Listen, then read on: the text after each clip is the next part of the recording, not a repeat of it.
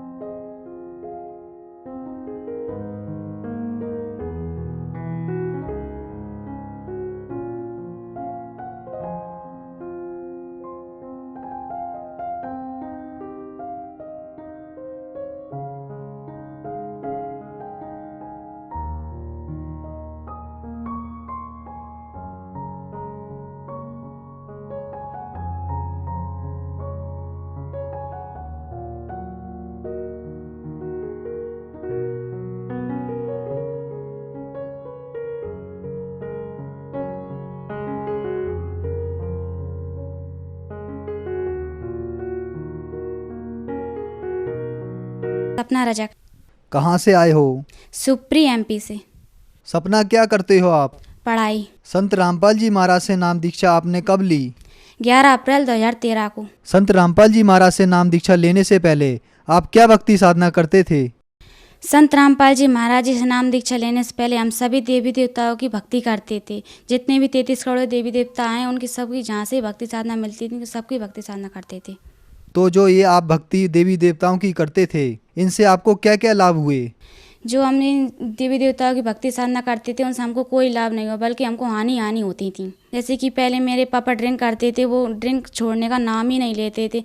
मेरी मम्मी उनसे बहुत परेशान हो गई थी। जैसे हमारा पहले मकान भी नहीं बना हुआ था तो मम्मी कहती थी कि गृहस्थी कैसे चलेगी, मैं तो पागल हो जाऊंगी, ऐसे मुझे नहीं रहना यहाँ पे। तो हम बहुत दुखी रहते थे। हम कहते भगवान, अगर आप भगवान हैं विश्व में तो हमारे लिए लाभ क्यों नहीं होते? भगवान हमारे लिए ऐसा कोई भगवान तो मिले, जो पृथ्वी भगवान है तो क्यों नहीं मिलता हमारे लिए? हमको हानि क्यों होती है? नाम दीक्षा लेने से पहले मेरी दीदी पहले बहुत बीमार रहती थी। हम बोलते थे कि भगवान हम आपकी इतनी भक्ति करते, मेरी दीदी भी इतनी बीमार रहती थी कि उनको कहीं शिवपुरी ले जाना है कहीं कहीं पर, तो उनको बहुत ही ज़्यादा बीमार रहती। जब वो पढ़ती थी तो उनको आसपास के बच्चों से थोड़ी उनको टीबी की बीमारी हो गई थी।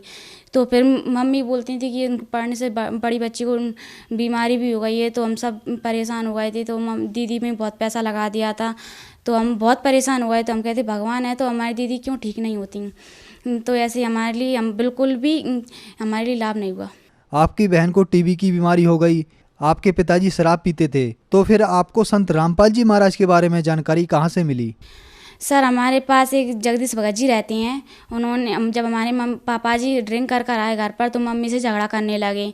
तो मेरी मम्मी कहने लगी अब मैं यहाँ पे नहीं रहूँगी, मैं तो अब कहीं मंदिर में जाके बैठ जाऊँगी, मगर मैं यहाँ पे नहीं रहूँगी क्योंकि ये तो मुझे मार डालेंगे, मुझे यहाँ पे रहना ही नहीं है।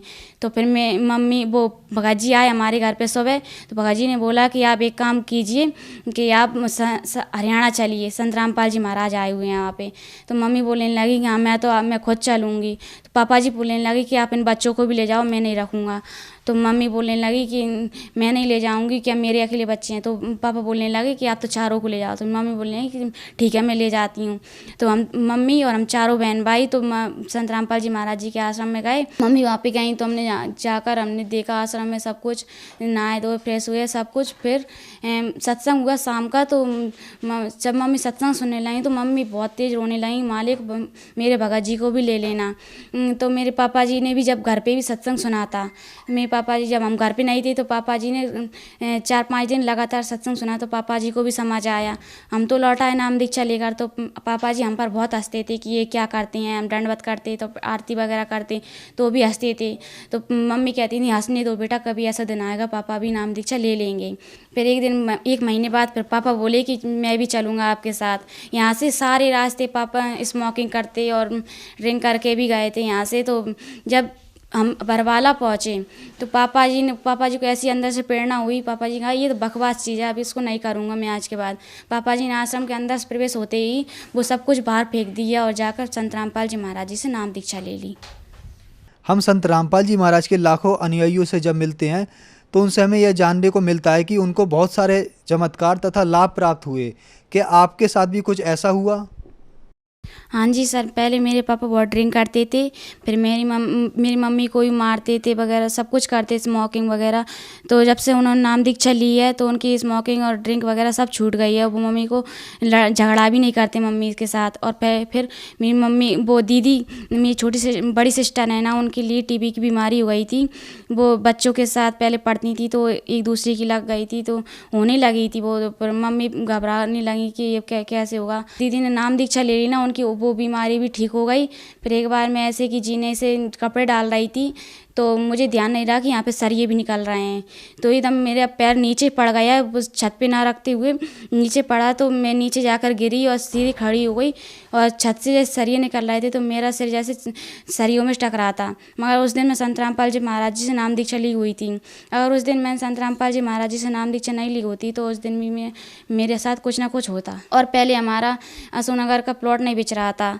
जब पापा जी कहने लगे ये प्लॉट नहीं बेचेगा तो हमारा मकान कैसे बनेगा।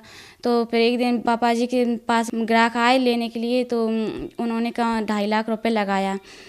तो पापा जी ने वो बेच दिया मकान वहाँ का, क्योंकि यहाँ बदरवास वाला मकान बनाना था हमारे लिए।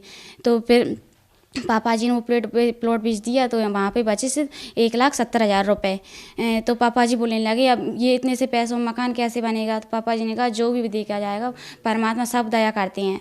तो पापा जी ने यहाँ का भी मकान गिरा दिया और बनाने लगे। तो ऐसे ऐसे भगत जी हमको पता भी नहीं चला कि 10 लाख रुपए लग गए उस मकान में, कि कहाँ से आए। हम सभी पूरा परिवार हम शौकते थे उस घटना को सोचकर कि हमें परमात्मा इतना बड़ा लाभ भी दे सकते हैं कभी। और आध्यात्मिक लाभ हुआ, शारीरिक लाभ बहुत हमें लाभ हुए। और उसके बाद मेरी मम्मी को बवासीर की बीमारी भी हो गई थी, वो कहीं पर भी ठीक नहीं हो रही थी। तो संत रामपाल जी महाराज जी से नाम दीक्षा ली तो वो मेरी मम्मी की बवासीर की बीमारी ठीक हो गई। पहले ना मुझे भूत प्रेत की बाधा थी, जो पहले मुझे पता ही नहीं था यम की दूत क्या होती है। मगर अब संत रामपाल जी महाराज जी से मैंने नाम दी चली, मुझे पता चली कि यम की दूत होती हैं। पहले वो कोई छाया सी आती थी और मेरा गला दबाती थी। मैं रात के करीब 11-12 बजे तक तो मैं सोती थी, मुझे पता लगता मेरे की दिखाई नहीं देता मुझे कौन मेरा गला दबा रहा है, सांस भी दब जाती थी। तो मैं कहती थी हे परमात्मा आप भगवान हैं तो मुझे बचाइए ना। मैं डर की वजह से अपने मम्मी पापा को भी नहीं बोलती थी। और संत रामपाल जी महाराज जी से नाम दीक्षा लेने के बाद मेरी भूत प्रेत की बाधा थी वो भी ठीक हो गई। आज हमारा पूरा परिवार संत रामपाल जी महाराज जी से नाम दीक्षा लिए हुआ है और सब भक्ति साधना करते हैं। आप कौन सी क्लास में पढ़ते हैं? क्लास 8। आपने बताया कि आप 8th क्लास में पढ़ते हैं और इस एज के बच्चे मूवी, म्यूजिक, कार्टून आदि में ज़्यादातर ध्यान देते हैं और आप संत रामपाल जी महाराज की भक्ति कर रहे हैं। तो क्या आपको इस उम्र में अजीब नहीं लगता? क्या आपके साथ के बच्चे आपको कुछ नहीं कहते? हाँ देखिए सर, पहले तो मैं अगर हम भक्ति नहीं करते तो पहले मुझे भूत प्रेत ही बांध आती। अगर मैं भक्ति नहीं करती तो मेरी तो आज डेथ हो ही जाती। वो भी संत रामपाल जी महाराज की दया से मैं आज बची हूँ। तो हमको भक्ति ज़रूरी है, फिर मूवीज़ वगैरह देखना ज़रूरी है। और जो भक्ति तो कौन नहीं करता है, एज से मतलब नहीं है। एज तो बुढ़ापे में ही करते हैं और जवानी में सब भक्ति करते हैं। तो बुढ़ापे में अगर भक्ति नहीं कर पाई जो लोगों ने तो फिर वो क्या करेंगे। तो मेरा यही निवेदन है कि भक्ति ज़रूरी है। आपको संत रामपाल जी महाराज से नाम दीक्षा लेने के बाद बहुत सारे लाभ प्राप्त हुए, तो जो आज आपको सुन रहे हैं उनको आप क्या संदेश देना चाहते हैं? संदेश तो नहीं दे पाऊँगी, मैं उनसे निवेदन ही करूँगी कि पृथ्वी पर संत रामपाल जी महाराज आए हुए हैं, क्योंकि मनुष्य जन्म बहुत दुर्लभ है, ये बार बार नहीं मिलता। मनुष्य जन्म बहुत दुर्लभ है, मिले ना बारंबार, तरबर से पत्ता टूट गिरे बहुर न लगता डार।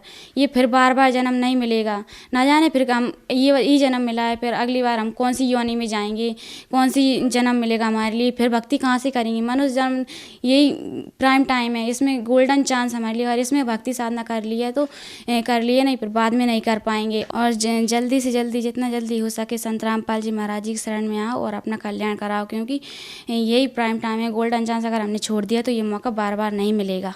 संत रामपाल जी महाराज की शरण में कैसे आ सकते हैं? सर, संत रामपाल जी महाराज का बहुत सारे टीवी चैनलों पर सत्संग चलता है, तो टीवी स्क्रीन पर नीचे पट्टी आती है, उस पर कुछ नंबर्स दिए रहते हैं, उन पर कॉल करके आप उनसे पूछ सकते हैं कि जो हमारे नज़दीक कौन कौन सा नामदान सेंटर है, वहाँ से कहाँ से नाम दीक्षा ले सकते हैं, तो वहाँ से वो आपको बताएंगे और नाम दीक्षा वहाँ से आप जाकर नाम दीक्षा ले सकती हैं। धन्यवाद। Thank you sir. अब जगत गुरु तत्वदर्शी संत रामपाल जी महाराज जी के सत्संग के माध्यम से उस अद्वितीय आध्यात्मिक ज्ञान के बारे में जानते हैं, जिसके माध्यम से आप भी प्राप्त कर सकते हैं ऐसे आध्यात्मिक, मानसिक और भौतिक सुख जो अभी तक आपने सिर्फ मीराबाई, ध्रुव, प्रहलाद जैसे कुछ ही भक्तों की जीवन कथा में सुने होंगे। अब सुनिए तत्वदर्शी संत के संग शास्त्र अनुकूल भक्ति सत्संग, ऐसा अद्वितीय आध्यात्मिक ज्ञान जिसका है सर्वधर्मों के पवित्र शास्त्रों में प्रमाण। कबीर कहता हूँ कई जात हूँ, सुनता है सबको ए, सुमरण से भला होवेगा, ना तो भला ना होवे। बताओ, परमात्मा ने तो कमाल कर रखा है, तो ये ज्ञानहीन प्राणी मूर्ख बनाए बैठे हैं जनता को। पुण्यात्माओं, प्रसंग चला है, कबीर साहब कहते हैं सतगुरु के उपदेश का लाया एक विचारे, जय सतगुरु मिलते नहीं हम जाते नरक द्वारे। नरक द्वार में दूत सब करते खेचा ताने, उनसे कबू ना छूटता फिर फिरता चारों खाने। चार खानी में भरमता कबू ना लगता पारे, सो फेरा सब मिट गया मेरे सतगुरु के उपकार। सात समंदर की मसी करूं और लेखनी करूं बन राय, धरती का कागज करूं गुरु गुण लिख्यो न जाए। गुरु मानुष कर जानते ते नर कहिए अंधे, ओवे दुखी संसार में फिर आग काल के फंदे। अपना आत्मा परमात्मा कितना महत्व बताते हैं सतगुरु का, सच्चे गुरु का। जय सतगुरु मिलते नहीं हम जाते नरक द्वार, और नरक द्वार में दूत सब फिर करते खेचा तान, उनसे कदे ने छूटता और फिर फिरता चारों खान। उसके बाद नरक भोग के उनके जूते खाकर यम के दूतों के फिर 84 लाख योनियों माता। और फिर क्या बताते हैं, चार खानी में भरमता और कबू ना लगता पार, सो फेरा सब मिट गया मेरे सतगुरु के उपकार। इन सब से बाईपास निकाल दिया गुरु जी ने, सतगुरु ने। तो ऐसे सतगुरु की महिमा को लिखने लगूं, कहते सात समंदर की मसी करूं और लेखनी, मसी माने इंक, सात समुद्रा की स्याही बना लूं और पूरी पृथ्वी जितना कागज ले लूं और सभी पेड़ पौधों की कलम बना बना रख लूं। एक वृक्ष के अंदर कितनी कलम बन जाएगी, करोड़ों। और कहते सारी कलम घिस जा, समुद्र जैसी स्याही भी खत्म हो जाए और धरती जितना कागज भी शेष उसमें जगह नारे लिखते लिखते तो गुरु गुण लिखा नहीं जाए। तो लिख के दिखाओ उसे सतगुरु के गुण को। एक कुत्ते के जीवन न लिखने लग जाओ, सुबह लेकर शाम तक वो कितना कष्ट उठाता है। पहले तो अफलातून पाक रहा था, बनकर अच्छी पोस्ट प्राप्त करके 2 पैसे घर पर हो गए, भगवान बजा नहीं। अब कुत्ता बनकर सैर सपट्टे करता फिर रहा है। कबीर साहब कहते हैं अपनी वाणी में, बीबी पढ़ते रहे थी और डोडी लगे थी वार, अब गा तू गाड़े फिरती है वो बड़े कुतिया बाजार।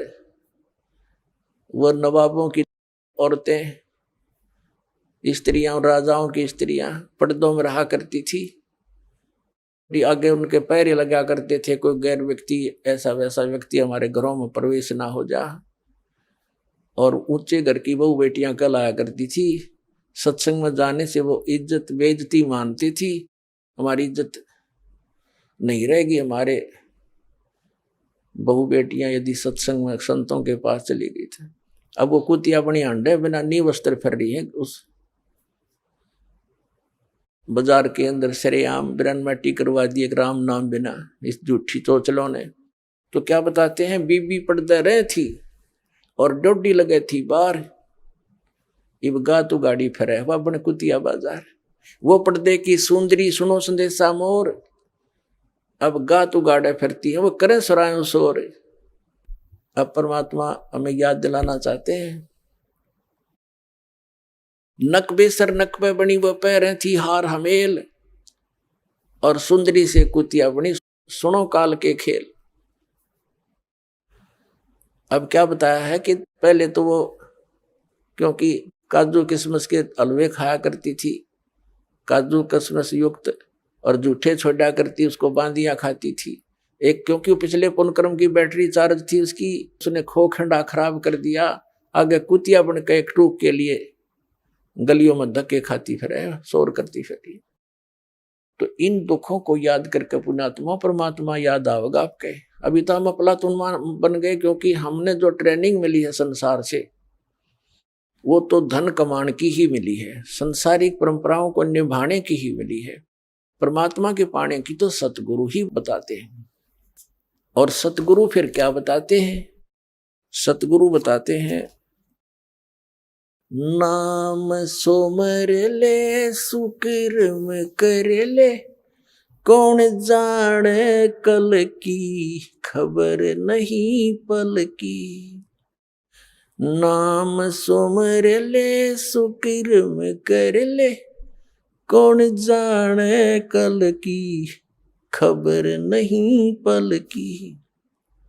कोडी कोडी माया जोड़ी, इब बात करी छल की। कोडी कोडी माया जोड़ी, बात करे छल की। पाप पुण्य की बांधी पोटरिया, या कैसे हो हल की खबर नहीं पल की। नाम सुमर ले सुकर्म कर ले, कौन जाने कल की खबर नहीं पल की। मात पिता परिवार भाई बंधु, या तरिया मतलब की। मात पिता परिवार भाई बंधु, या तरिया मतलब की।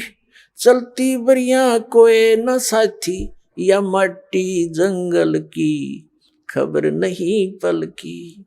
नाम सुमर ले सुकर्म कर ले, कौन जाने कल की खबर नहीं पल की। तारों बीच चंद्रमा जो झलके, तेरी महिमा जला झलकी। आज कोई उच्च पोस्ट प्राप्त है, अच्छा कोई राजनेता है, या कोई पैसे वाला व्यक्ति है, कहते आज तू अपने पिछले पुण्यकर्मों से अन्य समाज में ऐसे चमक रहा है जैसे तारों के अंदर चंद्रमा, लेकिन भक्ति ना करने से फिर क्या दुर्गति होगी। तारों बीच चंद्रमा जो झलके, तेरी महिमा जला झलकी। तारों बीच चंद्रमा जो झलके, तेरी महिमा जला झलकी। बने कुकरा बिष्टा खावे, बने कुकरा बिष्टा खावे। अब बात करे बल की खबर नहीं पल की। नाम सुमर ले सुकर्म कर ले, कौन जाने कल की खबर नहीं पल की। ये संसार रैन का सुपना, जैसे ओस बूंद जल की। ये संसार रहन का सपना, जैसे ओस बूंद जल की। सतनाम बिन सब है साधना, जैसे गारा दल दल की। खबर नहीं पल की। नाम सुमर ले सुकर्म कर ले, कौन जाने कल की। खबर नहीं पल की। अंत समय में चले अकेला, तेरे आंसू ने न ढल की। अंत समय जब चले अकेला, तेरे आंसू ने न ढल की। कहे कबीर शरण गए मेरी, हो रक्षा जल थल की। खबर नहीं पल की। नाम सुमर ले सुकर्म कर ले, कौन जाने कल की। खबर नहीं पल की। देख काल ने हमारे साथ कैसा धोखा कर रखा, भगवान याद दिलाते हैं। अब सारा जीवन इसी परिवार पोषण के लिए संसारिक परंपराओं में ही जोड़ जुगाड़ में हम व्यतीत कर देते हैं, और बीच में ही किसी कारण से, रोग के कारण व्यक्ति मृत्यु को प्राप्त होने लगता है, फिर रोता है। तो परमात्मा कहते हैं कि जब तू इस भरे परिवार को छोड़ कर जाएगी आत्मा, तो पछाड़ खा खा रोएगी, क्योंकि जिसके लिए तू यहाँ सारा जीवन खो दिया वो तेरे साथ जा नहीं रहा। आगे तेरे साथ जो वस्तु चाहिए थी वो तू तेरे पास है नहीं, तो फिर इतना रोएगी बुरी तरह। कहते हिडकी दे दे रोएगी है सुरता, जब तू चल लेगी अकेली। आत्मा को कह रहे हैं। तो यहाँ परमात्मा कह रहे हैं अंत समय जब तू चले अकेला, तेरे आंसू नैन ढल की, फिर रोएगा, फिर फायदा क्या उस रोने का। अब इस ज्ञान को पहले सुने, फिर पहले रोने लग जा उस मालिक की तरफ में, उसका नाम जाप करे। संसारिक काम भी भगवान ने ठीक करा करे। राजा लोग भी अपने प्रयत्न से जब हार लेते हैं, थक जाते हैं, परमात्मा की शरण लेते हैं, और वो आपको सिद्धि मिलन लग रही शरण, फिर क्यों ना ले हम भी अपना वही भक्ति करें। अब परमात्मा पुण्यात्माओं हर तरह से हम इस सोई हुई भांग पी हुई आत्मा को जगाना चाहते हैं। हमने या काल की माया की भांग घनी पी रखी है, और परमात्मा ने भी एंटीबायोटिक इतनी बेशुमार दे रखी है, इसने तार के छोड़ देगी। ये सत्कर मान लियो।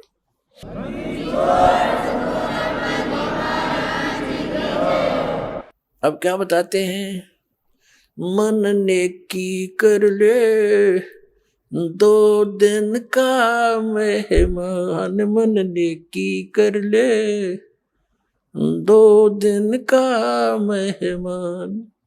देख भगवान आकर रोया हमारे लिए, एक तारा लेकर खड़ा हो जाते थे चौराहे पर, आंखों में आंसू भरकर रोते थे।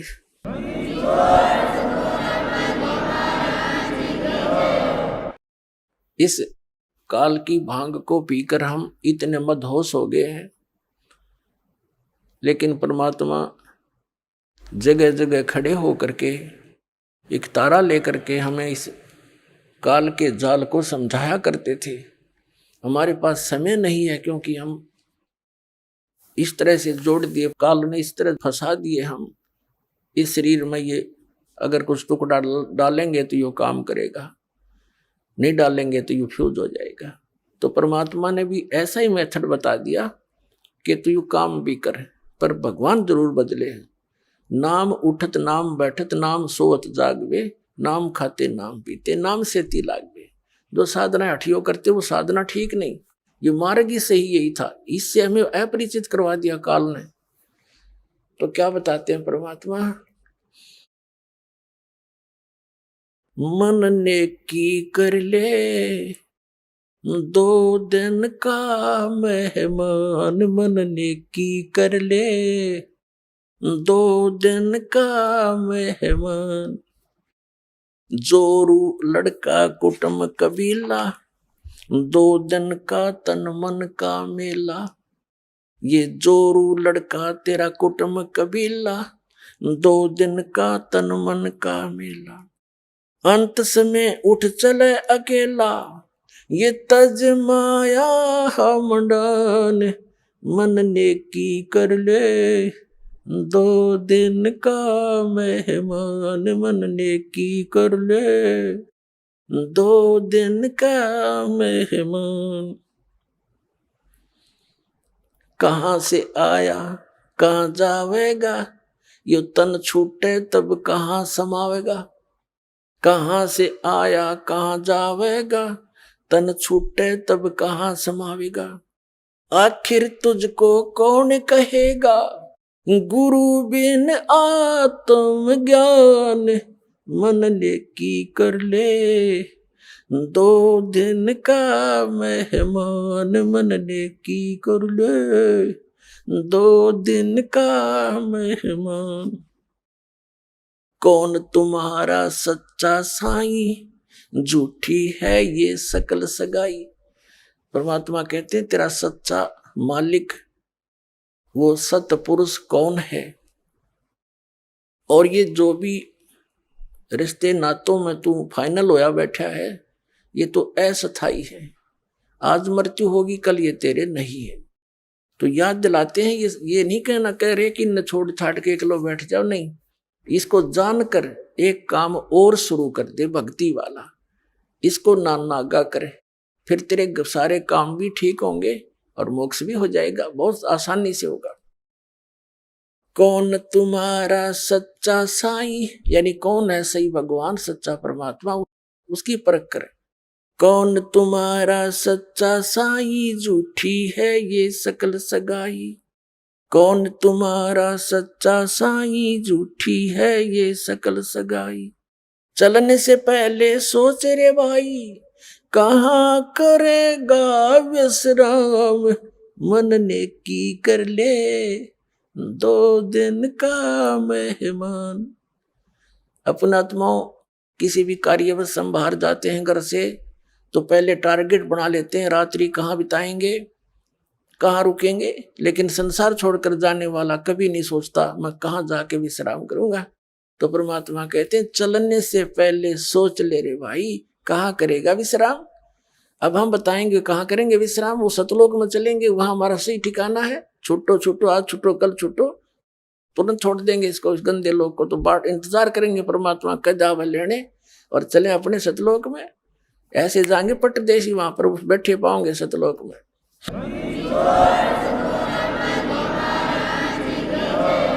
रहट माल पन घट जो भरीता, आवे जावे बरे और रीता। हर हट माल पन घट जो भरीता, आवे जावे बरे और रीता। जुगन जुगन तू मरता जीता, करवा ले रे कल्याण, मन नेकी कर ले, दो दिन का मेहमान, मन नेकी कर ले, दो दिन का मेहमान। 184 की सह तरासा, ऊंच नीच घर लेता बासा। 184 की सह तरासा, ऊंच नीच घर लेता बासा। कह कबीर सब बेटा दूरासा, तू कर मेरी पहचान, मन नेकी कर ले, दो दिन का मेहमान, मन नेकी कर ले, दो दिन का मेहमान। पुण्यात्माओं प्रसंग चला, मात पिता मिल जाएंगे, 184 माँ और सतगुरु सेवा और बंदगी, भाई फिर मिलन की ना।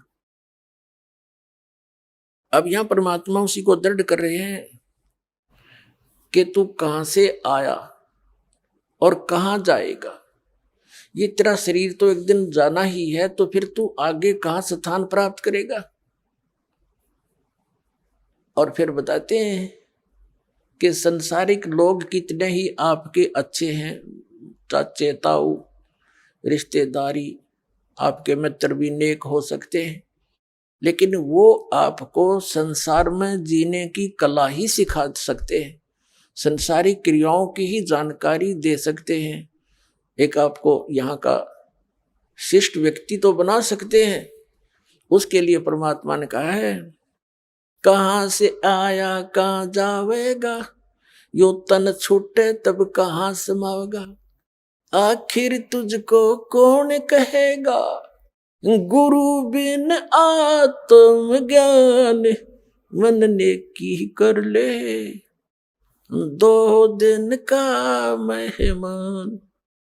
कितनी गहरी बात कही है मालिक ने कि तुझको सतगुरु के बिना, गुरु के बिना ये जानकारी कौन देगा, तू क्या कर रहा है, तुझे करना क्या चाहिए था, वास्तविक भक्ति कौन सी है, तू कहाँ से आया था, यहाँ किस जुगाड़ में जुड़ा बैठा है, इस ज्ञान को सतगुरु बिना तुझे कौन कहेगा। आत्मज्ञान, पुण्यात्माओं, एक आत्मज्ञान एक परमात्म ज्ञान। आत्मज्ञान तो वो है कि हमें ये पता हो कि हम कौन हैं, हम यहाँ क्या कर रहे हैं और कहाँ से हम आए हैं। ये तो आत्मज्ञान माने अपने विषय में जानकारी। एक परमात्म ज्ञान, भगवान कौन है, कैसा है, क्या सुख या दुख देता है और वो कहाँ रहता है और वो कैसे मिलता है, ये परमात्म ज्ञान है।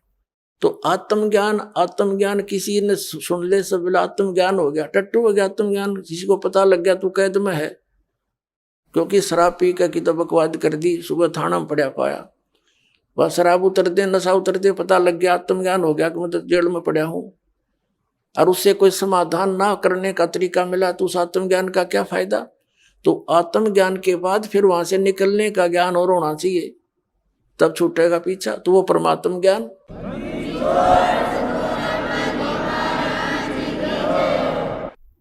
पुण्यात्माओं, सौभाग्य आपका, आप जी का जन्म ऐसे समय में है कि ये संस्कार, ये सारे नंबर, ये सभी पॉइंट एकत्रित होना, उसके लिए परमात्मा कहते हैं लख बर सूरा जोध ही लख बर सावध दे, लख बर यति जहान में तो सतगुरु शरणा ले। लाखों बार आप बहुत पुण्यात्मा रहे होंगे, युगों युगों में बड़े अच्छे कर्म किए होंगे, बुराइयों से बचे रहे, आपकी महिमा भी खूब हुई होगी, क्योंकि अच्छे आत्मा अच्छे काम करके जाते हैं। चाहे कोई राजनेता बनता है या कोई सूरवीर सैनिक होता है, वो अपने वतन के लिए टुकड़े टुकड़े हो जाता, पीछे कदम नहीं हटाता, उसको सूरवीर बोलते हैं। सूरवीर के अंदर एक गुण और होता है, वो ना अधर्म सहन करता है, ना वो देख सकता है, वो किसी का दुख नहीं देख सकता और उसके लिए स्वयं संघर्षशील हो जाता है। तो यानी परमार्थी व्यक्ति वो होते हैं, कहते हैं लख बर सूरा जूझ ही लख बर सावत दे। सावत दे पहले, अब तो अभाव हो गया क्योंकि इतनी अच्छी आत्मा नहीं रही। पहले बहुत पुण्यकर्मी प्राणी होते थे, उनका कईयों का तो एक हाथ घुटनों से नीचे तक लंबा होता था, किसी के दोनों ही होते थे, उसको सावत देह बोलते थे। बहुत पुण्यकर्मी प्राणी होते थे, बड़ी नेक आदमी होते थे, वो किसी का बुरा नहीं करते थे, वो इतने शुद्ध विचारों के होते थे। और लखबर यति जहान में, यानी हनुमान जैसे बाल ब्रह्मचारी यति, तब ये सतगुरु शरणा ले, तब ऐसी पुण्यात्माओं को ये मिलता है। लाखों बार ऐसे शुभ संस्कार तुम्हें हो रह चुके होंगे। फिर बताया परमात्मा ने कि कबीर परमात्मा के ज्ञान को सुनकर गोरखनाथ बड़ा ज्ञानी बन गया था, उस बात सुना सुना के, और घने व्यक्तियों को उसने अपने पीछे लगा लिया था। परमात्मा कहते हैं कि ज्ञानहीन प्राणी एक हल्दी की गांठ प्राप्त करके और अपने आप में प्रसिद्ध हो जाते हैं। परमात्मा कहते हैं, धर्मदास जी से कहा था, धर्मदास मेरी लाख दुहाई, ये मूल ज्ञान की तो बाहर न जाई, मूल ज्ञान बाहर जो पढ़ी है बिचली पीढ़ी हंस नहीं तरही। तो मूल ज्ञान तब तक छिपाई जब तक ये द्वादश पंथ ना मिट जाए। तो कहने का भाव ये है कि परमात्मा ने उनको ज्ञान अवश्य दिया था, मूल ज्ञान नहीं दिया था। फिर भी गोरखनाथ जी बड़े प्रसिद्ध हो गए थे, वे बड़े विद्वान हैं, बड़ी अच्छी कथा सुनाते हैं, बड़ा ज्ञान रखते हैं। तो परमात्मा ने कहा था कि गोरख से ज्ञानी गणे और सुख दे यति जहान, सीता सी बहु बारिया ये संत दूर स्थान। गोरख जैसे ज्ञानी भी बहुत मिल जाएंगे, ये अटपट करनी है। और सुखदेव ऋषि जैसे यति भी बहुत हो जाएंगे। जो राजा जनक ने उसकी परीक्षा ली थी, एक कमरे में एक बहन को भेज दिया था, उस संयमी व्यक्ति ने टच नहीं करने दिया। तो कहते हैं ऐसे भी बहुत व्यक्ति हैं, एक सुखदेव नहीं। सुखदेव जति जहान, कितने कैसी महान आत्माएं हैं। और सीता जैसी बहुभारिया, सीता जी सती बताते हैं, सीता जी ने रावण को टच नहीं करने दिया था, उसने खूब अपने सारे जंतर मंत्र सब बकवादें कर ली थी। तो परमात्मा कह रहे हैं कि गोरख से ज्ञानी गणे और सुखदेव यति जहान और सीता सी बहुभारिया, सीता जैसी सती बहनें बहुत मिल जाएंगी। लेकिन संत दूर स्थान, संतों के घर इससे भी बहुत दूर है। केवल एक ही बात पर सटिल हो जाना, स्थिर हो जाने से लाभ नहीं बनता। तो कहने का भाव ये है, परमात्मा ये कहना चाहते हैं कि जब तक हमें कंप्लीट कोर्स नहीं मिलेगा भक्ति का, तो हमारी सब साधना व्यर्थ है। और वो मिलेंगे सतगुरु से। परमात्मा कबीर जी ने 600 वर्ष पहले कहा था कि वेद मेरा भेद है, मैं ना मिलूं वेदन के माही, और जौन वेद से मैं मिलूं वो वेद जानते नहीं। वो वेद कौन सा है?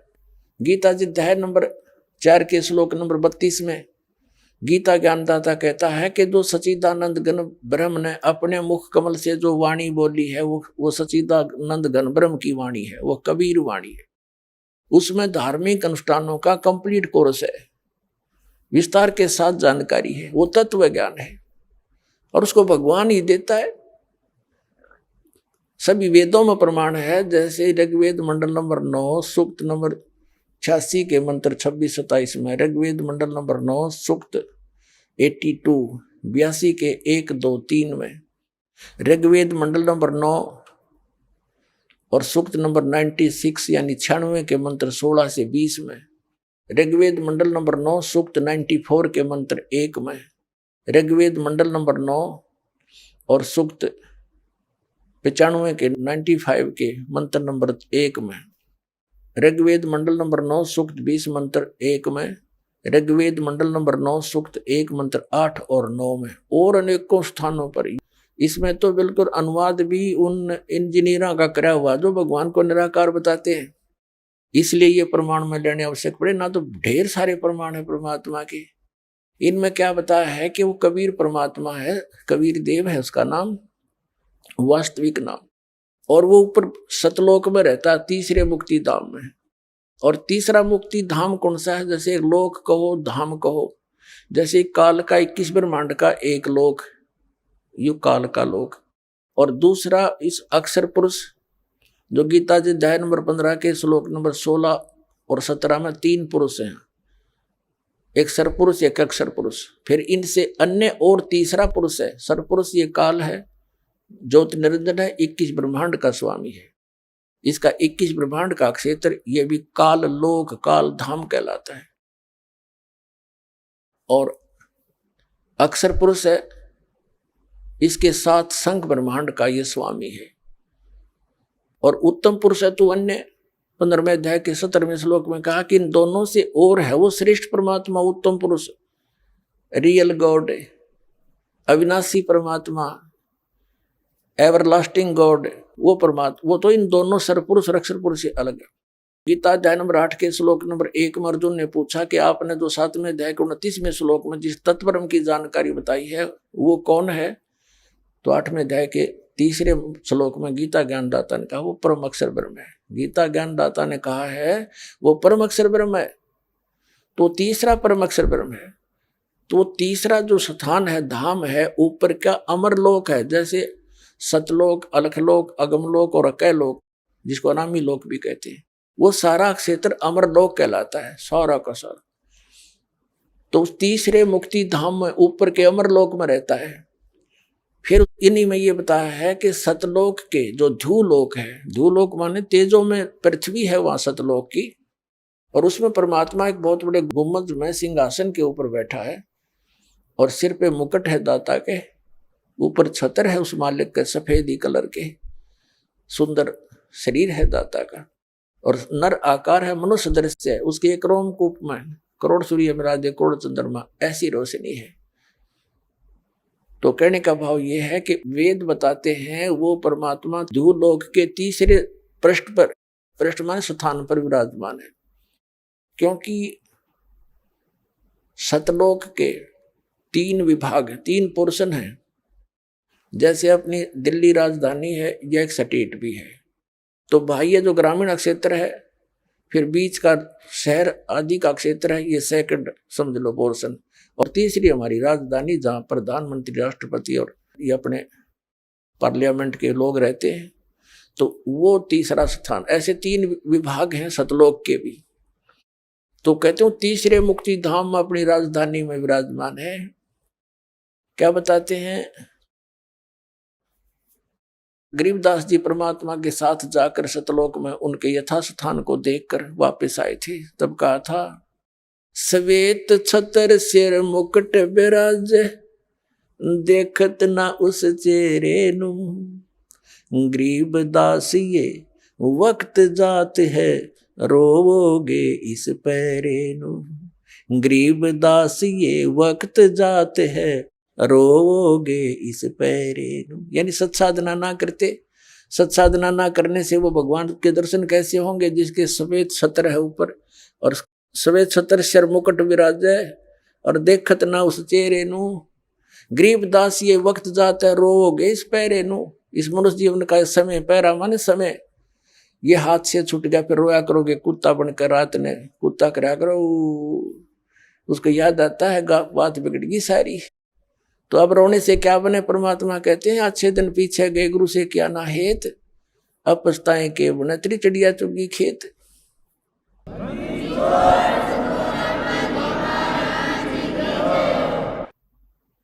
अब परमात्मा स्वयं ही वहां से चल कर आते हैं जहां वो भगवान रहते हैं। वेद गवाही देते हैं कि वहां से चलकर आता है, एक साधु रूप बनाकर कहीं भी प्रकट हो जाता। 3 प्रकार से परमात्मा हमारी धारण पोषण करता है। एक रूप में तो सतलोक में रहते हैं, स्थायी रूप में तेजो में शरीर मालिक का, करोड़ सूर्य मरादे करोड़ चंद्रमा से एक रूम की शोभा। सतलोक में, अलखलोक में भिन्न शोभा है। परमात्मा एक ही है, रूप अनेक बना रहा वहां पर। फिर वो परमात्मा वहां से गति करके आता, अच्छी आत्माओं को मिलता है जो दृढ़ भक्त होते हैं। उन दृढ़ भक्तों में से कौन कौन है, किन किन को मिले? आदरणीय धर्मदास साहिब जी को मिले, आदरणीय मुल्कदास साहिब जी को मिले, आदरणीय नानक साहिब जी सिख धर्म के प्रवर्तक, आदरणीय नानक देव साहिब जी से मिले, आदरणीय दादू साहिब जी से मिले, आदरणीय गरीबदास साहिब गांव छुड़ानी जिला जज्जर वाले को मिले, आदरणीय गीसा दास साहिब गांव खेखड़ा जिला मेरठ उत्तर प्रदेश वाले को मिले, और अनेकों को मिले हैं। इनका तो मूल प्रमाण हमारे सदग्रंथों में हमारे पास उपलब्ध है। वैसे कोड वर्डों में सांकेतिक बहुत वर्णन और भी मिलता है, जैसे आदरणीय नामदेव जी को भी मालिक मिले थे, क्योंकि हम बच्चे उसी के हैं। वही आकर उसी को दया आती है जो अच्छी आत्मा भक्ति की तरफ अग्रसर है, मिसगाइडेड है, उनको आकर मिलते हैं। कहीं भी आकर कोई भी लीला कर लेते हैं, उनको सतमार्ग बताकर फिर अंतर्ध्यान हो जाते हैं। यथार्थ ज्ञान सुनने के बाद वो प्राणी उल्टा नहीं हटता थे, सारा संसार एक तरफ हो जा। और वो परमात्मा भक्तमती बहन मीराबाई को मालिक मिले। अभी आपने सुने जगत गुरु तत्वदर्शी संत रामपाल जी महाराज के मंगलमय सत्संग प्रवचन। आइए अब सुनते हैं उन भक्तों के अनुभव जिन्होंने संत रामपाल जी महाराज के प्रमाणित ज्ञान से प्रभावित होकर नाम दीक्षा लेकर अनेकों लाभ प्राप्त किए। नमस्कार दर्शकों, जब इंसान को दुख घेरने लगते हैं तब वो उन दुखों से निजात पाने के लिए हर संभव प्रयास करता है। विशेषकर एक परिवार में जब दुख एक माँ को घेरने लग जाए तो उस घर की बेटी इलाज की तलाश में सदा ही प्रयासरत रहती है। ऐसी ही माँ बेटी की दुखद स्थिति से आज हम आपको परिचित करवाने जा रहे हैं। ये हैं नरसिंहपुर मध्य प्रदेश की रहने वाली गरिमा नारोलिया जी। सन 2003 से ही इनकी माताजी का स्वास्थ्य खराब होने लगा। इलाके के सभी डॉक्टर्स को दिखाया परंतु इलाज नहीं हुआ। डॉक्टर से निराश होकर गरिमा जी की माताजी को कई सारे तांत्रिकों, संत महात्माओं के पास ले जाया गया, परंतु लाभ के अपेक्षा और ज्यादा कष्टों ने घेर लिया। उनकी आंखों में मोतियाबिंद हो गया, आंखों की रोशनी जा चुकी थी, जिस कारण वे कुछ भी काम नहीं कर पा रही थीं। गरिमा जी के परिवार ने पैसा तो मानो पानी की तरह बहाया, परंतु कोई लाभ नहीं मिला।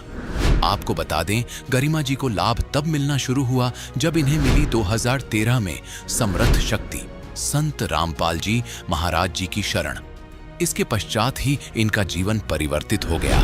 माता जी की बीमारी तो मानो छूमंतर हो गई। सुनिए गरिमा जी का साक्षात्कार, एक संत की दिव्य आध्यात्मिक शक्ति का चमत्कार। बहन जी नमस्कार। नमस्कार सर। क्या नाम है जी आपका? गरिमा नारोलिया।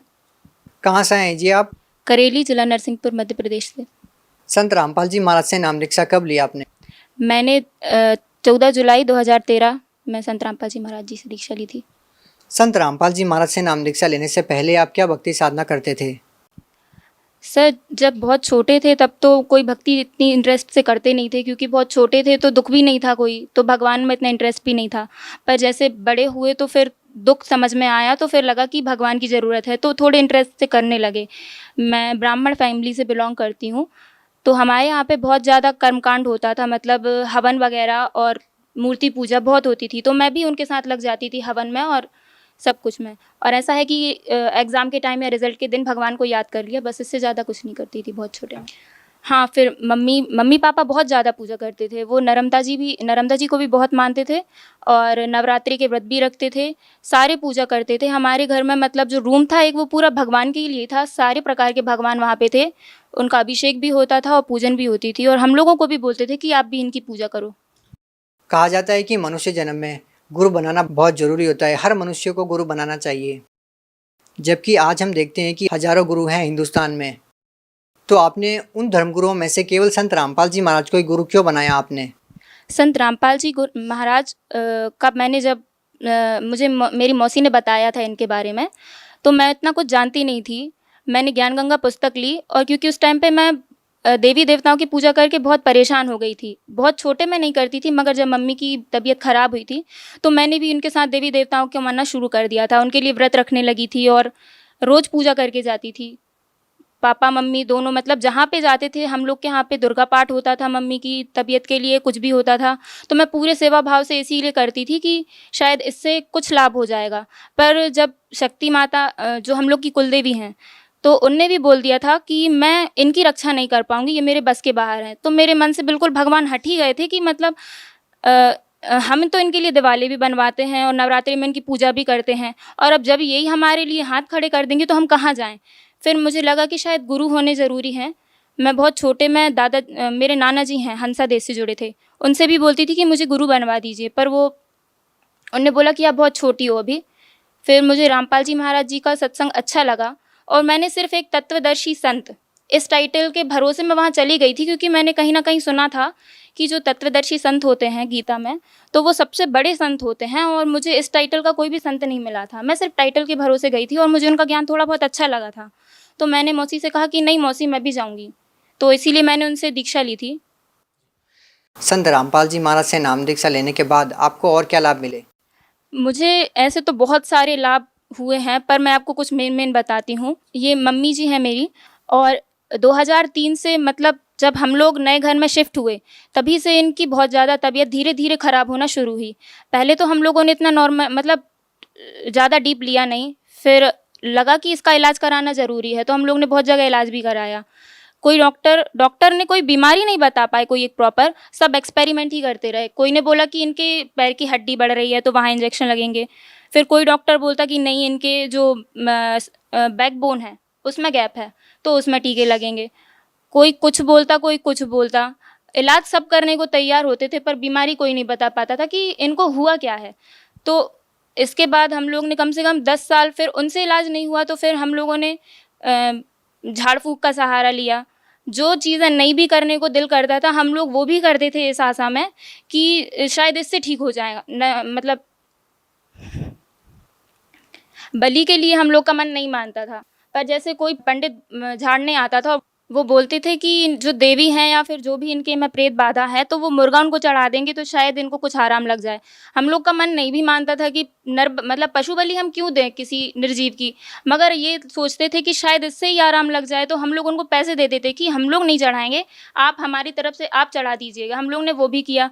उसके बाद हम लोगों के घर में दोष बता दिया कि आप लोगों ने जहाँ पे प्लाट लिया है वहाँ पे जिनका प्लाट था उनके कुल देवता हैं तो वो आपसे स्थान मांग रहे हैं, तो आप इनको स्थान दो। कोई बोलता कि नीचे देवी की बहुत पुरानी मूर्ति गड़ी हुई है तो इसकी पूजा होगी। हमारे घर में इतने खीले ठोके उन्होंने और आके और कोयले से हवन करते थे, पूरा घर काला हो जाता। बहुत बहुत झाड़ फूँक, यहाँ तक नहीं बोलते थे कि आपके पैतृक गांव में, पैतृक जो आपका घर है वहाँ पे आपका दोष है, तो वो वहाँ पे भी गए, वहाँ पे भी झाड़ फूँक करके, और कोई नहीं बोलता था कि इनको कुछ नहीं है। हाँ, इनको प्रेत बाधा है, इनको बीजासेन देवी हैं, मतलब सब अपने तरीके से सब बताते थे इलाज, मगर उनका कोई प्रॉपर आराम नहीं लगता था। और फिर किसी ने बता दिया कि 5 बील के पत्ते, 5 गुलाब के पत्ते, 5 ये पत्ते वो पत्ते, इनका मिला के घोल पीना तो तुम्हारी तबीयत ठीक हो जाएगी। उससे इनको आराम तो लगा नहीं, इनकी आंखों में इतनी सारी दवाइयाँ खाने के बाद इन्फेक्शन और हो गया। धीरे धीरे इनकी आंखों की रोशनी कम होने लगी, तो इनको यही लगता था कि बच्चे छोटे हैं और गृहस्थी कच्ची है तो हम इलाज का इतना करा नहीं पाएंगे। इन्होंने पहले हम लोग को बताया नहीं कि मेरी आंखों में दिखने में प्रॉब्लम है, ये छुपाती रहीं। धीरे धीरे करके वो इतनी बढ़ गई, इनकी आंखें लाल हो जाती थी, तड़कती थी, दिन भर सोती रहती थी। कोई रिश्तेदार हम लोग का काम करने नहीं आता था। हम लोग बस मैं, मेरा भाई और पापा सब मिलके घर का काम करते थे। जिस हालत में हम लोग छोड़ के जाते थे मम्मी को, मम्मी शाम को उसी हालत में मिलती थी। खाना तीनों मिलके बनाते थे। इतना सब करने के बाद भी इनकी फिर आंखों में इतना इन्फेक्शन बढ़ गया कि जबलपुर में डॉक्टर स्थापक ने बोल दिया कि इनकी तो अश्रु नली है वो एक तरफ की तो पूरी सूख गई है, आपको दूसरी आंख बचाना हो तो इंडिया का सबसे बड़ा hospital eye care centre Shankar Nethralaya Chennai में है, वहाँ ले जाओ, आपकी बच जाए आँख तो एक बच सकती है, बाकी एक तो शायद ही बच पाए। तो हम लोग उस दिन तो रात में हम लोग ने किसी ने खाना नहीं खाया कि इतना सब करने के बाद हम लोग के साथ गलत पे गलत होता जा रहा है। वहाँ पे गए तो इनको साइन करा के किडनी सोलॉन, जो कि मतलब हड्डियों के लिए जहर बताया गया है, उसको साइन करा के देते हैं कि यदि आप इसके बाद बचते हैं तो बचते हैं, लास्ट स्टेज रहती है, इसके बाद कोई ट्रीटमेंट रहते ही नहीं है डॉक्टरों के पास, वो इनको दिया गया। इसके बाद उनकी आँखों में मोतियाबिंद हो गया, दोनों आँखों में, एक आँख में हुआ, फिर एक का ऑपरेशन कराया, फिर उसके बाद तो एक का ही करा पाए थे, फिर मैंने नाम ले लिया। इतनी सारी पूजा कराने के बाद भी, तांत्रिक विद्या कराने के बाद भी हम लोग को लाभ तो नहीं मिलता था, ऊपर हम लोग धंसते ही जा रहे थे। पापा की जितनी सैलरी आती थी सारी मम्मी के इलाज में चली जाती थी, और ना वो अपने ऑफिस को टाइम दे पाते थे, ना हम अपने स्कूल को, ना मम्मी घर को। हम लोग का मतलब परिवार पूरा एक इंसान की बीमारी में पूरा परिवार बर्बाद हो रहा था। इतने सारे डॉक्टरों को दिखाया, तांत्रिकों को दिखाया, जो उन्होंने बताया वो किया भी, सबको दिखाने के बाद भी कोई इलाज, कोई आराम नहीं मिला मम्मी को। फिर उसके बाद संत रामपाल जी महाराज जी से नाम दीक्षा लेने के बाद फिर हमारे घर की सारी दिक्कतें दूर हो गई। सबसे पहले मम्मी को आराम लगने लगा, और उसके बाद जितनी भी फाइनेंशियल कंडीशन ख़राब हो चुकी थी मम्मी की बीमारी में, वो भी धीरे धीरे ठीक हो गई थी। क्या नाम है जी आपका? अनीता नारोली। कहाँ से आए जी आप? MP से। जैसा कि आपकी बेटी ने बताया कि आपको इतनी सारी जो प्रॉब्लम थी, आपने तांत्रिकों को भी दिखाया, डॉक्टरों को भी दिखाया, बहुत सारे संतों के पास आप गए, लेकिन कहीं पर भी आपको आराम नहीं मिला, और उसके बाद जब आप संत रामपाल जी महाराज के पास जाते हैं तो आप ठीक हो जाते हैं। क्या ये सही है? जी सही है। इतने सारे डॉक्टरों को दिखाने के बाद, इतने सारे संतों के पास जाने के बाद आप वहाँ पर ठीक नहीं होते हैं, तो फिर आप संत रामपाल जी महाराज से नाम दीक्षा लेने के बाद कैसे ठीक हो सकते हैं? आपको क्या लगता है? उनके मंत्रों में शक्ति है, मंत्रों का जाप करने से धीरे धीरे आराम लगने लगा। अच्छा, आपसे एक और बात पूछना चाहेंगे कि संत रामपाल जी महाराज जी से निसंदेही वो व्यक्ति नाम लेता है जिनको शारीरिक पीड़ा होती है, शारीरिक समस्याएं होती है, जो आध्यात्मिक लाभ प्राप्त करना चाहता है, वही व्यक्ति संत रामपाल जी महाराज जी से नाम दीक्षा लेते हैं। हम आपसे जानना चाहेंगे कि संत रामपाल जी महाराज से नाम दीक्षा लेने के बाद आपको और क्या लाभ मिले? और जैसे ही मैं नाम दीक्षा लेके आई थी, मैंने जुलाई में नाम दीक्षा ली थी, और राखी का त्यौहार था। मैं राखी तो बांधने से मैंने मना कर दिया था कि मैं राखी अब किसी को नहीं बांधूंगी, पर मेरी बुआ जी आई थी गांव से, तो उन्होंने बोला कि ठीक है तुम नहीं बांधोगी तो भी चलो मेरे साथ गांव चलो, वहाँ पे दादी से मिल के आ जाना। तो बरसात का टाइम था और पहाड़ी नदियाँ बहुत रहती हैं हमारे गाँव में, तो हम लोग जा रहे थे। जाते टाइम एक पुल था गहरा, उससे होके जाते हैं, तो वहाँ पे पहाड़ी नदी आ गई थी। तो बस वालों, जैसे बस की बॉडी ऊपर होती है, तो बस वालों ने तो अपनी गाड़ी निकाल ली गाड़ी मेरा भाई ड्राइव कर रहा था, वो भी मुझसे 3 साल ही बड़ा है, कोई ज़्यादा बड़ा भी नहीं है। तो उसने भी उसकी देखा सेखी गाड़ी तो निकाल ली, और जैसे ही हम लोग गाँव गए वहाँ पे थोड़ा आधे 1 घंटे का टाइम लग गया हम लोग को। लौटे तो फिर वो नदी इतनी बढ़ गई थी कि हम लोग के सामने से गाय और बछड़े बहते जा रहे थे। कोई भी वहाँ पे मतलब पैदल और किसी भी तरीके से बस वालों ने भी जाने से मना कर दिया था कि नहीं, अब इसके आगे बस नहीं जाएगी, अब ये नदी बहुत बढ़ चुकी है, यदि हम जाएंगे तो हम बह जाएंगे। फिर भी उसके बाद क्या पता कि किस तरीके से लीला होनी थी परमात्मा की, हम लोगों के भाग्य में कुछ इस तरीके की दुर्घटना लिखी थी। मेरे भाई का दिमाग फिरा, उसने कहा ठीक है मैं गाड़ी निकाल के देखता हूँ। तो मैंने नाम लिया था उस गाड़ी में, मैं भी थी, मेरी चाची थी और हमारा पूरा परिवार था, बुआ जी भी थी, सब लोगों थे।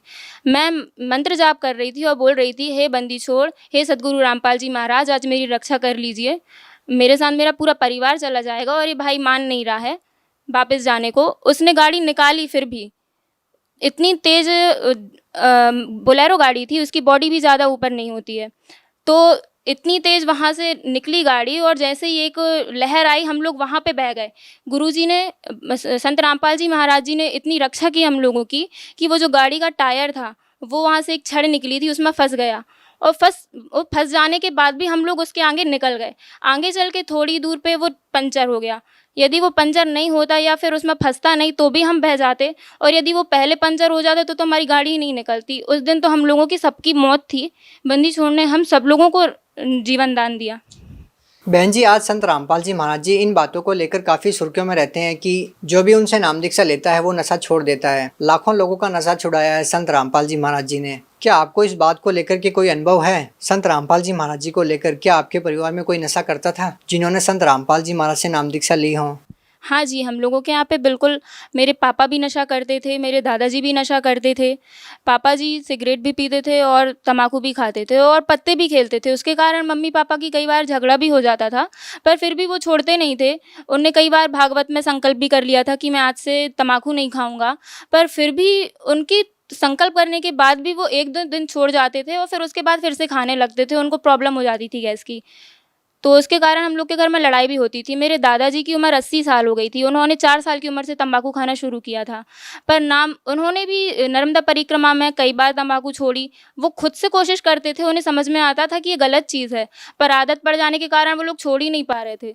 उसके बाद जब से उन्होंने संत रामपाल जी महाराज जी से नामदान लिया, तब से उनकी भी उसी दिन से तंबाकू छूट गई, वो कुछ नहीं खाते। आपके पापा जी?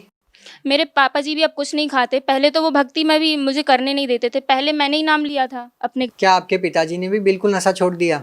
हाँ, पूरी तरीके से उन्होंने नशा छोड़ दिया है और वो भक्ति करते हैं। क्या अब वो बिल्कुल नशा नहीं करते? बिल्कुल नहीं, किसी को लाके भी नहीं देते हैं।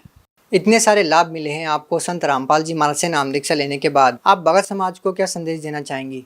भगत समाज से मैं निवेदन करना चाहूँगी हाथ जोड़कर कि जो अपना पैसा इतना सारा और अपना टाइम, मानव जीवन का अमूल्य समय, ये नकली संतों के पास बिना किसी ठोस ज्ञान के व्यर्थ करते हैं और ये झाड़ा फूकी या फिर कुछ में भी अपनी बीमारी का इलाज ढूंढते हैं। तो आप लोगों से तो निवेदन है, आप लोग भी समझते होंगे कि पैसा हर बीमारी का इलाज नहीं है। हम लोगों ने तो पैसा पानी की तरह बहा के देख लिया था, झाड़ फूक में भी सब कहीं, पर आराम वहीं मिला जहाँ समर्थ की शरण में। संत रामपाल जी महाराज ऐसे संत हैं जो गीता से और वेदों से तत्व ज्ञान आपको सार पूरा छांट के बताते हैं। इसके पहले तो हम लोग गीता जानते भी नहीं थे। गीता में बस हम लोग को इतना ही पता था कि तूने क्या किया है, क्या लेके जाएगा, ये सब हम लोग को पता था। इसके आगे भी कोई ज्ञान है गीता में, ये तो हम लोगों ने ना कभी जानने की कोशिश की, ना किसी संत ने हमें बताया। वो बता देते थे उल्टी सीधी साधना, उनको करके कोई फायदा नहीं हुआ। बहुत बहुत धन्यवाद। सत साहिब।